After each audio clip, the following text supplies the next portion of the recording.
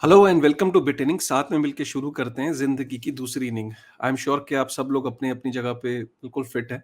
तो आज का जो वीडियो है उसका पर्पस ये है कि कॉइन गेको क्या करता है कि हर क्वार्टर एक रिपोर्ट निकालता है। तो वो रिपोर्ट क्या होती है, जैसे कि वो ना एक तरीके का आप ये कह लो कि टाइम टू टाइम वो हर क्वार्टर में एक रिपोर्ट निकालता है जिसमें वो बताता है कि अच्छा ये जो क्वार्टर गुजरा है तो quarter one, quarter two, quarter three, quarter four, तो उस क्वार्टर के अंदर जो मेजर इवेंट्स हुए हैं, मेजर ट्रेंड्स क्या हैं, क्या चीज़ जो है वो इम्पोर्टेंट है, वो निकल के आई।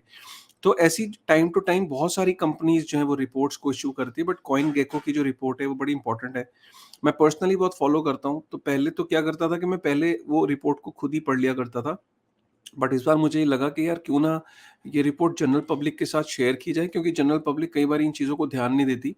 लेकिन ये बड़ी इंपॉर्टेंट होती हैं, क्योंकि क्वार्टर 1 की जो फाइंडिंग्स हैं, वो हो सकता है कि आपको क्वार्टर 2 में के ऊपर उसका इम्पैक्ट आए। तो इस तरह की रिपोर्ट्स को एनालाइज़ करना बहुत इम्पोर्टेंट है।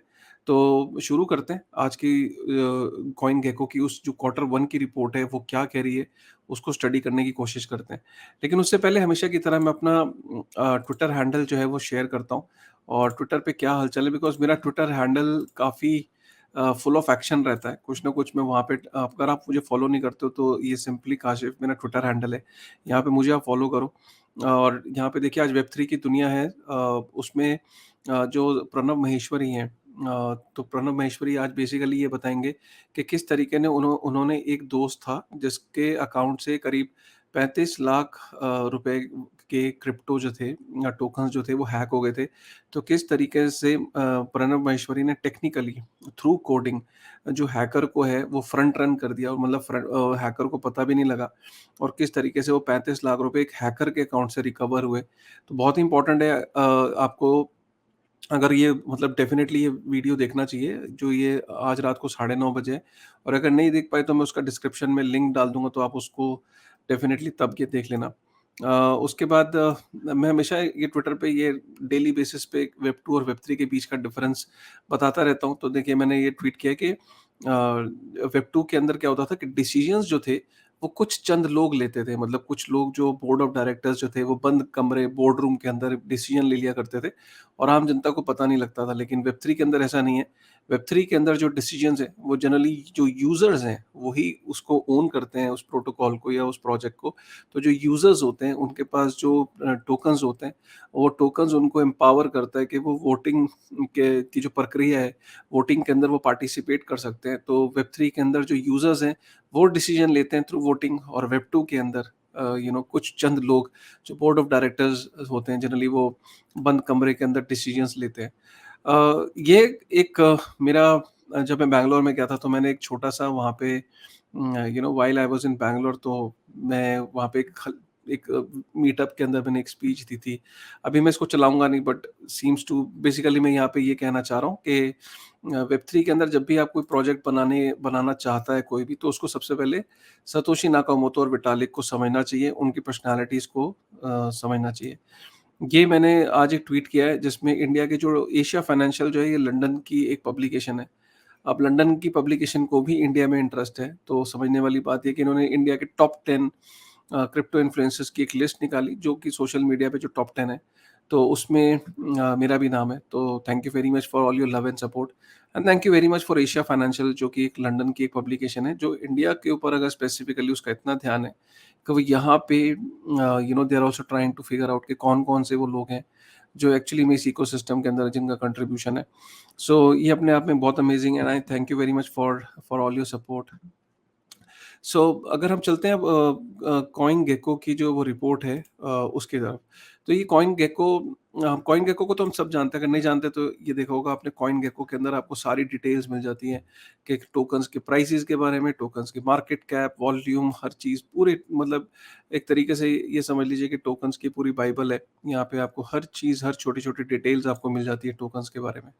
तो इनकी एक रिपोर्ट आती है क्वार्टरली। इस रिपोर्ट को वैसे तो ये 48 पेजेस की है, बट मैं इसमें हर पेज पे नहीं जाऊँगा। मैं कुछ-कुछ पेजेस को जो इम्पोर्टेंट है उन सेक्शंस पे थोड़ा स्ट्रेस करूँगा, और लेट्स सी कि ये रिपोर्ट क्या कह रही है। तो बेसिकली ये रिपोर्ट इनकी इंटरनल रिपोर्ट होती है, जिसमें यहाँ पे आप मैं इसका लिंक भी डाल दूँगा। तो इनकी इंटरनली जो टीम है इसको एनालाइज़ करती हैं, ये इसके फाउंडर्स हैं, और ये अगर आप देखो तो पहला ये 5वें नंबर की जो स्लाइड है वो ये कह रही है कि जो क्रिप्टो मार्केट है, ये इन्होंने क्वार्टर 1, जब मैं क्वार्टर 1 की बात कर रहा हूँ तो क्वार्टर 1 का मतलब है कि जनवरी से लेके मार्च 2022, जनवरी 2022 से लेके मार्च 2022, तो ये कह रहे हैं crypto market took a dip in quarter 1 of 2022 before recovering to end where it started. तो मतलब पूरे क्वार्टर में जो अगर इसको हम पिछले क्वार्टर से कंपेयर करेंगे तो क्रिप्टो मार्केट ने -1.6% का डिप लिया, मतलब रिटर्न जो थे वो -1.6% जो है ये डाउन थी मार्केट क्वार्टर 1 में। और इसमें क्या था कि जो टॉप 30 जो crypto market capitalization continue to beat, मतलब जो टॉप 30 जो क्रिप्टो है उसकी जो टोटल मार्केट कैपिटलाइजेशन है उसने ब्लीड किया। और जब नवंबर में 2021 में उसका ऑल टाइम हाई हुआ था, उससे अगर हम देखें तो जो टॉप 30 क्रिप्टो मार्केट कैपिटलाइजेशन है वो काफ़ी गिरा है, वो डाउन हुआ है। और बेसिकली ये है कि top 30 market cap closed out the quarter as at pretty much where it started. तो 1.9 ट्रिलियन का मार्केट कैप था जब ये स्टार्ट हुआ था क्वार्टर, और वो 1.9 ट्रिलियन पे ही इसका मार्केट कैप जो है वो पहुंच गया। तो ऑलमोस्ट सेम था, उसमें कोई ज़्यादा चेंजेस नहीं है। ये दूसरी स्लाइड बड़ी इंपॉर्टेंट है। दूसरी स्लाइड में ये कि out of the top 5 cryptocurrencies only BTC and XRP manage to finish off quarter 1 above water, मतलब कि जो थोड़ा बहुत अच्छा परफॉर्मेंस किया जो टॉप 5 क्रिप्टो करेंसीज हैं उसमें बिटकॉइन है, उसने करीब 1.6% ऊपर रहा। Ethereum was -8.2, BNB is -13.5%, Solana is -29.1%, और रिपल जो था जो एक्सआरपी है that is 3.5% above. So basically सिर्फ बिटकॉइन और एक्सआरपी जो टॉप 5 क्रिप्टो करेंसीज हैं, बिटकॉइन और एक्सआरपी ने थोड़ा परफॉर्म किया जो कि पॉजिटिव रहे। बाकी जो टॉप 5 में जो बाकी टॉप 3 थे, जो इथेरियम, बीएनबी और सोलाना, वो डाउन रहे। इनफैक्ट अगर हम टॉप 10 की बात करें तो यहाँ पे कह रहे हैं the biggest gainer with in the top 10 was Luna, जिसने 24% का गेन दिया है। So this is again a very very good analysis. और इसमें ये भी है कि विद इन द टॉप 30 अगर क्रिप्टो की बात करें तो उसमें सबसे ज़्यादा जो गेन दिया वो ईटीसी ने 45%, एफटीटी ने 33%, जो एफटीएक्स का जो क्रिप्टो जो एफटीएक्स एक्सचेंज का जो अपना टोकन है, एंड वेव्स ने करीब 256% का रिटर्न दिया। अगर हम बात करें कि कौन सा ऐसा कॉइन है, मतलब अगर हम कैटेगरी वाइज देखें तो उनके क्या क्या रिटर्न किए क्वार्टर 1 जो 2022 का, मतलब जनवरी से मार्च 2022, और अगर हम लास्ट ईयर का जो क्वार्टर ले क्वार्टर 4, तो 2021 का अगर क्वार्टर ले, मतलब अक्टूबर नवंबर दिसंबर का अगर हम क्वार्टर लें, तो इन दोनों अगर क्वार्टर्स को अगर हम कंपेयर करें तो आप यहाँ देख सकते हैं कि जो बिटकॉइन का जो रिटर्न था जो लास्ट क्वार्टर का था, वो था करीब 8% का रिटर्न था, और लेकिन जो क्वार्टर 1 का जो इस साल का था that is only 2%। So that just shows कि बिटकॉइन का लास्ट क्वार्टर का जो रिटर्न था that was on higher side. अगर हम इथेरियम की बात करें तो इथेरियम का लास्ट क्वार्टर का जो था वो 23% था, और जो इस साल अगर हम देखें तो दैट इज -8%। तो अगर हम टॉप 5 क्रिप्टो करेंसीज में देखें तो सबसे ज़्यादा जो रिटर्न था वो 34% बीएनबी का था, जो कि इस बार -13% है। और अगर हम सोलाना की बात करें तो -29% है, लेकिन यही लास्ट क्वार्टर में 22% का था। अगर हम डीफाई की बात करें तो सबसे ज़्यादा रिटर्न जो था वो लूना ने दिया था लास्ट क्वार्टर में 121%, और इस साल भी 2022 में भी 24% का रिटर्न लूना ने दिया है। और अगर हम रून की बात करें तो लास्ट क्वार्टर में -1% था, और इस बार रून ने 76% का रिटर्न दिया है। अगर हम एक्सचेंज टोकन्स की बात करें तो सबसे ज़्यादा return last year crypto dot com का जो सीआरओ टोकन है उसने 248% रिटर्न दिया था, और जिसको जो इस साल -15% है, और लियो जो है वो 61% है। अगर हम टॉप 5 जो मेटावर्सिस के कॉइन्स अगर हम उसमें देखें तो लास्ट क्वार्टर कितना मैसिव रिटर्न था, मतलब माना का 379%, सैंड का 789%, और इस साल दोनों माइनस में, और इस बार जीएमटी ने 2022 में सबसे ज़्यादा रिटर्न दिया 1402%।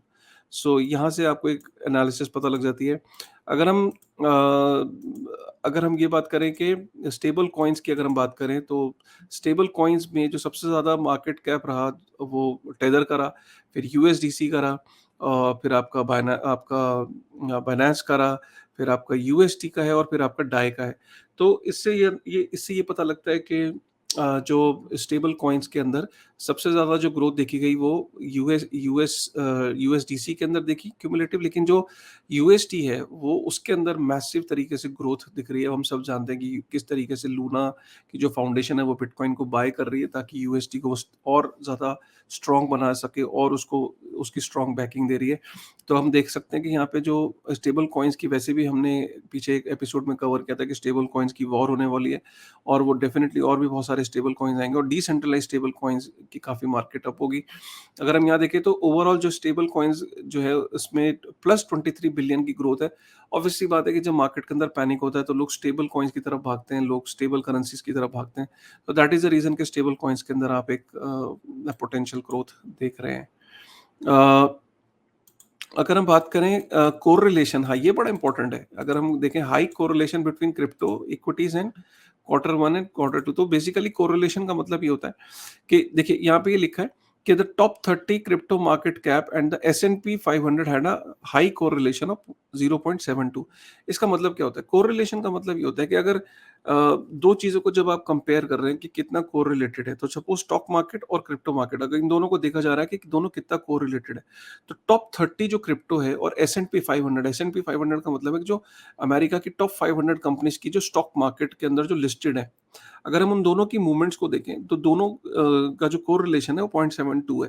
0.72 को इस तरीके से आप एक्सप्लेन करोगे कि जितना 1 की तरफ होगा, मतलब 0.72 1 की तरफ ज़्यादा है ना, तो मतलब इसका मतलब ये है कि दोनों मार्केट्स कोरिलेटेड है, मतलब क्रिप्टो मार्केट और स्टॉक मार्केट जो है वो कोरिलेटेड है। जो टॉप 30 जो क्रिप्टो है और जो S&P 500 है, वो दोनों कोरिलेटेड है बिकॉज़ इट इज़ 0.72। अगर ये नीचे होगी तो इसका मतलब मॉडरेटली कोरिलेटेड है। मतलब अगर सपोज देखिए, आप ये देखिए, bitcoin and S&P 500 reached a high of 0.56, जो है वो कोरिलेशन है। तो बिटकॉइन, अकेला बिटकॉइन कर लें और S&P 500 को लें तो 0.56 की कोरिलेशन, इसका मतलब कि मिडल में है। मिडल का मतलब है कि मॉडरेटली कोरिलेटेड है, पूरी तरीके से कोरिलेटेड भी नहीं है, और ये कहें कि बिल्कुल भी कोरिलेटेड नहीं है, ऐसा भी नहीं है, मॉडरेटली कोरिलेटेड है। तो इससे ये पता लगता है, तो इसका मतलब ये कि ओवरऑल जो मार्केट, क्रिप्टो मार्केट है और जो S&P 500 है वो हाईली कोरिलेटेड है। 0.72 की फिगर ये बताती है। ठीक है? इसीलिए ये क्या होता है कि जब स्टॉक मार्केट गिरती है, क्रिप्टो मार्केट भी गिरती है। जब स्टॉक मार्केट उठती है, तो क्रिप्टो मार्केट भी उठती है। तो यहाँ से इस स्लाइड से ये बताने की कोशिश की है। बहुत इंपॉर्टेंट स्लाइड है इनफैक्ट ये। बहुत जो मेजर इवेंट हुए हैं क्वार्टर 1 में, यार देखो ना, आपको पता भी नहीं लगा कि 2022 में क्या-क्या मेजर इवेंट्स हुए हैं। 21 जून को सोलाना का नेटवर्क आउटेज हुआ था, जो डीडोस अटैक उसके ऊपर हुआ था। 27 जून को ये 27 जून को एक क्वाड्रिका सीएक्स एक्सचेंज का जो को-फाउंडर है, उसका एक इवेंट हुआ था, जो उसके बाद वर्म होल हैक अटैक हुआ था। 94,000 bitcoin related to Bitfinex hack seized हुए। Luna Foundation Guard raised 1 billion for a bitcoin reserve. Yuga Labs acquired CryptoPunks and Meebits. तो ये आप देख सकते हो कि 24 फरवरी, 7 मार्च को एंड्रे क्रोने ने डिफाई छोड़ा। 9 मार्च को Biden issued US executive order. ये कितना अच्छा एक तरीके से ना, मतलब आपको पूरे क्वार्टर का एक यहाँ पे ब्रीफ मिल जाता है। आप देखो 29 मार्च को माइक्रो स्ट्रैटेजी ने खरीदा। यूरोपियन यूनियन का क्या आया? रोनिन ब्रिज एक्सप्लॉइट हुआ $625 मिलियन का। Board Ape Yacht club launched app coin. Dubai granted Binance a virtual asset. तो मतलब ये एक बड़े अपने आप में इंपॉर्टेंट स्लाइड है। इससे आपको पता लग जाता है कि लास्ट क्वार्टर में क्या हुआ। बिटकॉइन का एनालिसिस, बिटकॉइन का 1.6% का रिटर्न रहा क्वार्टर 1 2002 में। और जो इवेंट्स थे जिन्होंने बिटकॉइन को इफेक्ट किया, राइट? अब यहाँ पे बता रहा है कि बिटकॉइन जो है वो द बिटकॉइन बाउंस्ड बिटवीन $36,000 और $45,000 की रेंज में रहा, जिसने 1.6% का रिटर्न दिया। जो इवेंट्स थे जिन्होंने बिटकॉइन का इफेक्ट किया, वो यहाँ पे war in Ukraine, El Salvador का जो बिटकॉइन का बॉन्ड था उसमें डिले हुआ। माइक्रो स्ट्रेटेजी ने लोन लिया to finance bitcoin. LFG foundation form to purchase bitcoin, जो लूना फाउंडेशन है, और Federal Reserve announce the rate hikes. तो इन सब चीज़ों ने बिटकॉइन को अफेक्ट किया। पूरे क्वार्टर में बिटकॉइन का जो लोएस्ट पॉइंट था वो $35,000 था। तो ये बहुत इंपॉर्टेंट है। बिटकॉइन की माइनिंग की जो हैश रेट है, वो दैट हैज गॉन डाउन। सो जो बिटकॉइन का hash rate has decrease by -3.5%। और ये यहाँ से Kazakhstan is the second largest bitcoin mining country, experienced a country wide internet blackout. तो यहाँ पे काफ़ी सारी चीज़ें हैं जो बिटकॉइन की माइनिंग को किन चीज़ों ने क्या-क्या इफ़ेक्ट किया। और यहाँ पे ये बड़ा इंपॉर्टेंट है, बिटकॉइन वर्सेस मेजर एसेट्स के जो लास्ट क्वार्टर गया है, उसके अंदर bitcoin versus major asset class का क्या रहा, तो बिटकॉइन ने 1.6% का रिटर्न दिया, तो क्रूड ऑयल ने 32% का दिया, गोल्ड ने 8% का दिया। तो यहाँ से आपको ये क्वार्टर वन जो 2022 का जो क्वार्टर वन है, उसमें डिफरेंट डिफरेंट कमोडिटीज ने या एसेट क्लासेस ने क्या रिटर्न दिया। तो इनफैक्ट अगर आप यहाँ पे देखें तो क्रूड ऑयल ने लीड किया और उसके बाद गोल्ड ने लीड किया क्वार्टर वन 2022 में। तो gold bugs should be very happy about it, जो लोग गोल्ड में बिलीव करते हैं। और अगर हम यहाँ देखें, ये बड़ा इंपॉर्टेंट है, यहाँ पे बिटकॉइन का percentage in respect to the market cap of other assets क्या है। तो बिटकॉइन का गोल्ड से कंपेयर करें तो 7% जो है वो बिटकॉइन पहुंच चुका है गोल्ड के मार्केट कैप के। एप्पल के 30% मार्केट कैप पे पहुंच चुका है। मेटा के 139% पे पहुंच चुका है। अमेजोन के 51% पे पहुंच चुका है। सो ये बड़ा इंपॉर्टेंट है। मतलब आप देखो ना कि फेसबुक से तो बड़ा ही अमेजोन का 51% पहुंच चुका है और गूगल का 46%, और गोल्ड का मार्केट कैप का ओवरऑल 7% पहुंच चुका है। तो ये है। बाकी इथेरियम की एनालिसिस है। इथेरियम 10.9% डाउन रहा। और इथेरियम की जो जिन किन किन इवेंट्स ने इथेरियम को इफेक्ट किया, यहाँ पे ये है। और बेसिकली जो भी इथेरियम के मर्ज की जो बात है वो सब यहाँ पे मेंशन्ड है। तो यहाँ पे इथेरियम के एनालिसिस भी देख सकते हो। बहुत इंपॉर्टेंट रिपोर्ट है। इनफैक्ट ऐसी रिपोर्ट्स आपको पढ़नी चाहिए। और ये आपको और इथेरियम का जो रोड मैप है, तो रोड मैप टू इथेरियम 2.0, तो बीकन चेन 1 दिसंबर 2020 में 2021 में लंदन फोक अनाउंस हुआ था। 5 अगस्त को 27 अक्टूबर को ये हुआ। 9 दिसंबर को एरो ग्लेशियर हार्ड फोक हुआ। 2022 को द ग्रेट रीनेमिंग। 24 जनवरी 2022 को ETH 1.0 and ETH 2.0 renamed to execution layer and consensus layer respectively. The merge completed on 14 March 2022.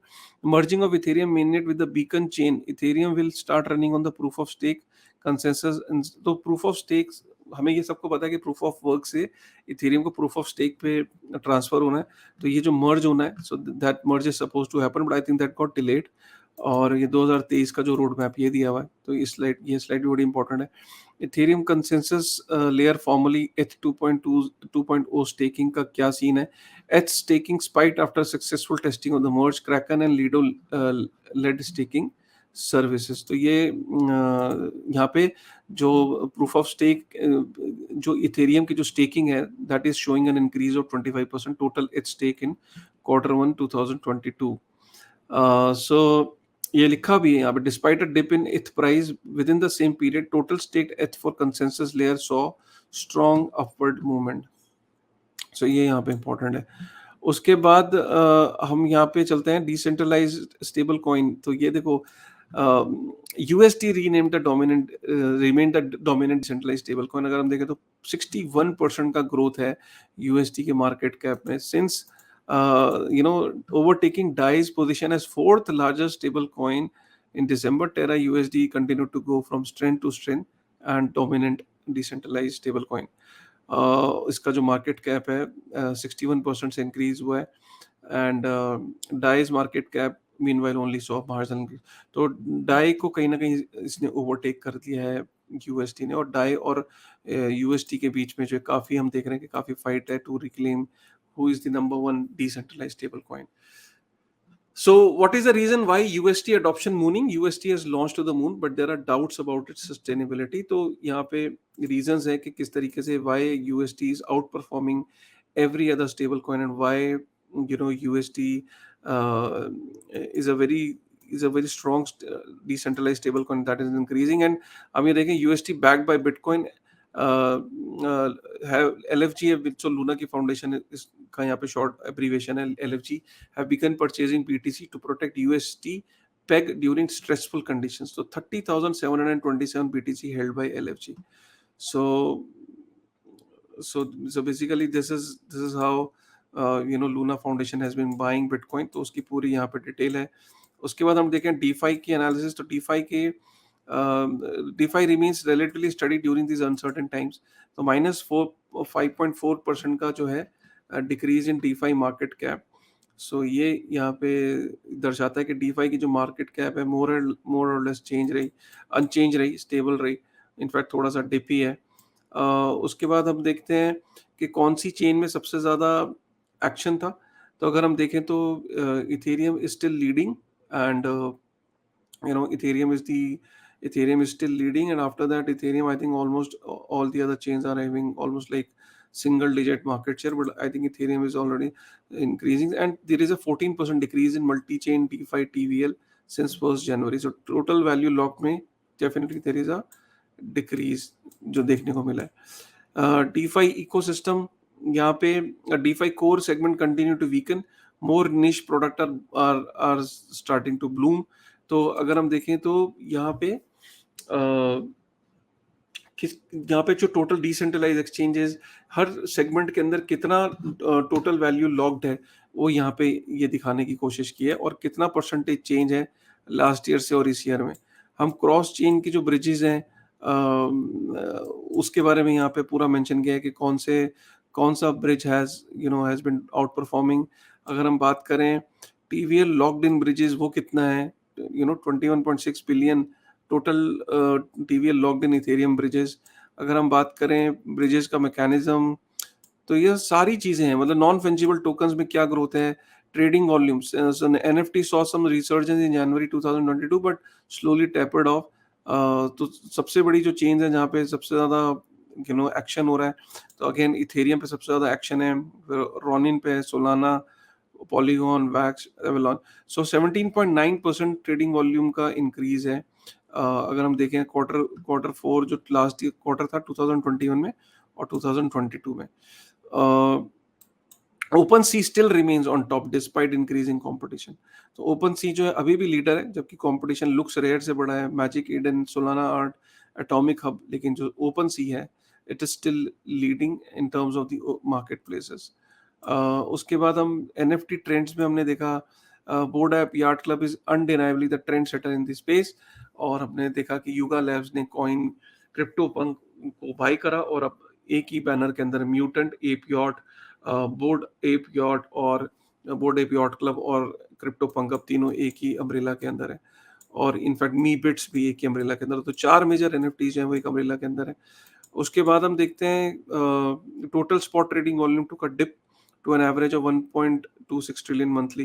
So there was a 37.8% decrease in top 10 DEX plus 6 total trading volume. तो trading volume में बहुत major decline है, सो 37.8% का decline है ये दिखा रहा है। सेंट्रलाइज एक्सचेंजेस पे it has taken a dip of 40.5%। जो 10 सेंट्रलाइज एक्सचेंजेस हैं उनके उनके टोटल वॉल्यूम में 40.5% का डिक्रीज है, और डिसेंट्रलाइज एक्सचेंज में it is a decrease of 8.5%। Derivative exchange में it is a decrease of 7.3%, और गेट सो बेसिकली यहाँ पे मार्केट शेयर कौन सी एक्सचेंज का किस एक्सचेंज का बड़ा है वो यहाँ पे बताने की कोशिश की गई है। सो दीज आर लाइक, और again in depth information on how things are turning up. So basically अपने आप में ये अमेजिंग अमेजिंग रिपोर्ट है। मैं इस रिपोर्ट को, आपका जो लिंक है, मैं इस रिपोर्ट का जो लिंक है वो डेफिनेटली आपके डिस्क्रिप्शन में छोड़ दूंगा। आपको ये रिपोर्ट कैसी लगी? बहुत ज़्यादा डेप्थ में नहीं जा सकते, लेकिन फिर भी मैंने आपको एक मोटा-मोटा एक एनालिसिस बताने की कोशिश करी है। ऐसी अगर आप और रिपोर्ट्स चाहते हैं कि मैं टाइम टू टाइम कवर कर सकूँ, तो प्लीज़ आप मुझे बताइएगा। ऐसी बहुत सारी रिपोर्ट्स, इंडस्ट्री की रिपोर्ट्स और ऐसी एनालिसिस आती हैं। अगर आपको ये समझ में आई, थोड़ा पसंद आया कि शॉर्ट एंड क्रिस्प तरीके से किस तरीके से रिपोर्ट में क्या उसके बुलेट पॉइंट्स है, क्या उसका हाइलाइट है, अगर आपको ये पसंद आया, तो मैं उस ऐसी-ऐसी और रिपोर्ट्स को कवर करना चाहूँगा फ्यूचर में। So with this thought, thank you very much. अगर पसंद आया वीडियो तो लाइक करेगा और कमेंट करिएगा, और आपको ये रिपोर्ट कैसी लगी तो ये भी ज़रूर बताइएगा। सो बने रहिए बिटेनिंग के साथ। Thank you very much.